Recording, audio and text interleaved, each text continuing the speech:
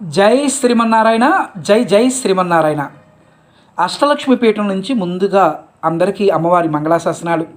ప్రతిరోజు స్నానం చేసిన తర్వాత శుచిగా వస్త్రాలు ధరించి చక్కగా నుదుట తిలకం ధరించి చక్కగా ఆసనం వేసుకుని ఓం శ్రీమతే రామానుజాయ నమః, ఓం శ్రీమతే రామానుజాయ నమః, ఓం శ్రీమతే రామానుజాయ నమః ఈ మంత్రాన్ని ఒక 5 నిమిషాలైనా మనం జపం చేద్దాం.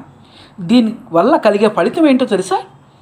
తినటానికి తిండి, కట్టుకోవడానికి మంచి బట్ట, ఉండటానికి చక్కని వసతి, ఏ లోటు ఉండదు. రామానుజుల వారి యొక్క అనుగ్రహం మనకు లభిస్తే ముఖ్యంగా అమ్మవారి కటాక్షం లభిస్తుంది. అమ్మవారి కటాక్షంతో పాటు భగవంతుడి కటాక్షం లభిస్తుంది. కనుక చక్కగా మనం రామానుజుల వారి యొక్క అనుగ్రహాన్ని చక్కగా పొందుదాం. ఓం శ్రీమతే రామానుజాయ నమః.